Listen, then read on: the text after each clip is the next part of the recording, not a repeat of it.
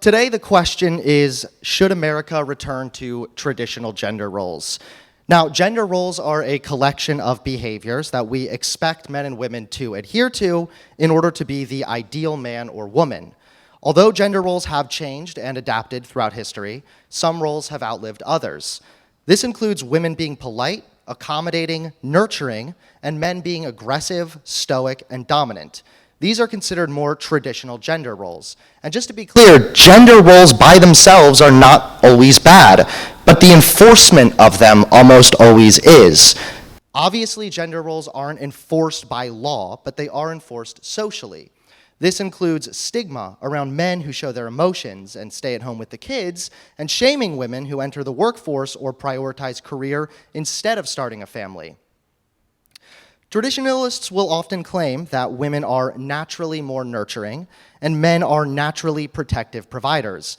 This is almost always followed by fantasizing about 1950s America, the supposed golden era where the nuclear family was promoted, traditional gender roles were heavily encouraged, and women knew their place. It's true that the 1950s saw the highest rate of happiness among Americans yet. That is true. However, this wasn't due to traditional gender roles. In fact, something the traditionalists don't talk about very often is that although the nuclear family was heavily advertised, the 1950s actually saw traditional gender roles being challenged in many ways, particularly for women. After World War II, women made up a third of the workforce, entering the workforce at unprecedented rates during the war. Although traditional values were still heavily encouraged and women had fewer rights compared to men, many women challenged these roles and stayed content working jobs that were usually perceived as more masculine. Many traditionalists will also point to the 50s and 60s as an example of a time when marriage lasted and divorce was hardly an option.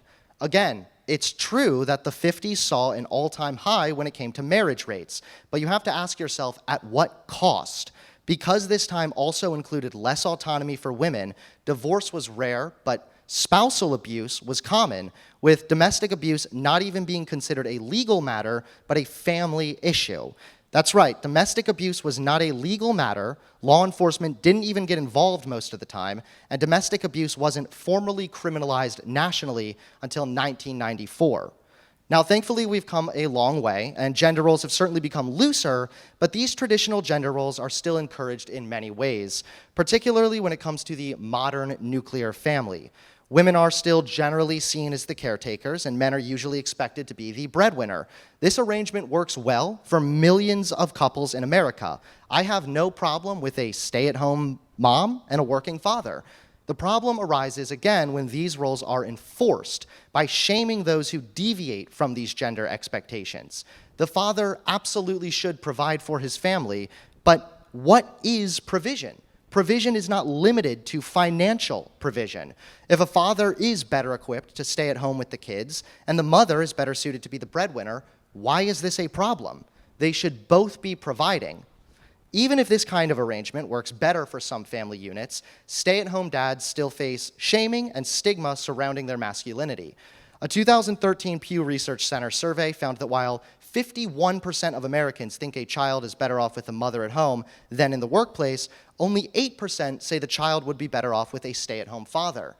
Furthermore, even if women are naturally better caretakers, the attempt at enforcing this role only results in negative outcomes. Research has actually shown that female caregivers experience greater role strain, which means that they face more pressure to conform to caregiving positions. An analysis by Bowling Green State University found that female caregivers generally report having more negative experiences than male caregivers. And according to a 2012 Gallup poll of more than 60,000 stay-at-home moms, they found these women were more likely to report anger, sadness, and depression compared to their employed counterparts. Now, of course, if being a stay-at-home mom is what the woman wants, I would expect her to be happy in that role. But enforcing it via expectations and stigma pushes people into boxes that they might not fit in. Even more so, the attempt to enforce traditional gender roles actually harms a huge goal of traditionalists, which is strong and healthy family units. In 2013, the University of Chicago published a paper that looked at 4,000 married couples in America, and it found that once a woman started to earn more than her husband, divorce rates increased. Now, I know you're probably thinking, well, doesn't this prove then that men should be the primary earners? No, actually. It proves that these rigid gender roles largely need to be done away with. The reason a female breadwinner increases the likelihood of divorce is largely because men feel emasculated for not living up to these arbitrary expectations placed on men. The study also found that even when the woman earns more, she still does more housework as well. The authors of the study said that a threatening wife will take on a greater share of housework, so to comfort the husband's unease with the situation.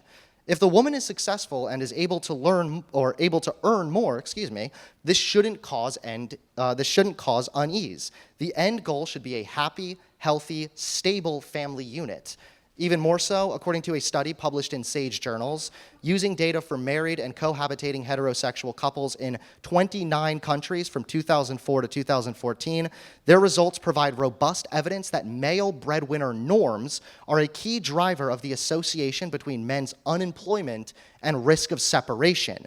An increase of 1 standard deviation in male breadwinner norms increases the odds of separation with men's unemployment by 32%. Unfortunately, when we shame men for not being the breadwinner, it destabilizes marriages and hurts the end goal of traditionalism. Because men feel pressure that they must be the breadwinner in order to be the ideal man, job loss can lead to lower confidence and a higher likelihood that the marriage will end. Attempting to enforce gender roles hurts marriages in other ways as well. Studies have already suggested that strict adherence to these rigid traditional gender roles. You're messing me up, Sean. Studies have already suggested that strict adherence to these rigid traditional gender roles can increase the likelihood that the man will act out in violence against his partner. But that's not all. A 2014 study assessed the effect of masculine discrepancy stress, which is a form of distress arising from perceived failure to conform to socially prescribed masculine gender role norms on intimate partner violence. Results indicated that masculine discrepancy stress significantly predicted men's historical perpetuation of intimate partner violence. Abuse of any kind is one of the leading causes of divorce.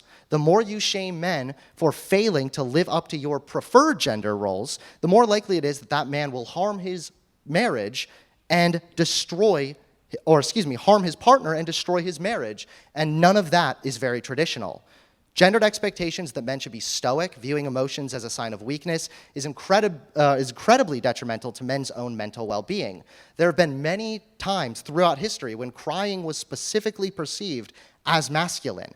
But that's far from the case nowadays. Unfortunately, this expectation leads to repressive coping styles and an increased likelihood of suicide. Now, I'm not sure how you could live a traditional life or raise a traditional family if you're dead. Today in the US, men are significantly more likely to die by suicide than women. Perhaps by acknowledging how enforcing these roles on men negatively affects them, society can help to alleviate this devastating reality. If gender roles work in your own relationship, that's cool. But don't try and force these roles on others to appease your own desire for a traditional aesthetic. Marriage has been proven to lead to higher rates of happiness and a longer lifespan. If you value marriage, recognize how these gender roles can impact the family unit, and it's crucial for a happier future. In fact, according to research published by Brigham Young University, couples with an equal partnership report more stability in their marriage, less conflict, less dependency, and less resentment. The expectation that men should be the breadwinner and women is naturally better off with the children can also have negative effects even on the children. How often have we heard people complain about how men rarely receive custody of the children? Maybe this is because we consistently reinforce this idea that women are just always naturally the better caretakers. Again, the idea that you should be strong, caring, and provide for your family are good values to have, but they don't apply to men or women. These values should be universal, divorced from gender entirely, and decided upon based on whomever is better equipped for that role within the marriage. So to summarize, enforcing gender roles can have devastating effects on marriages. It can contribute to higher rates of violence against women. It forces people to conform at the expense of their own well-being. It ignores the potentially caring fathers who deserve custody over their children, and it contributes to higher rates of suicide. Time's up. None of that is traditional. All right, we're going to move on to our first segment.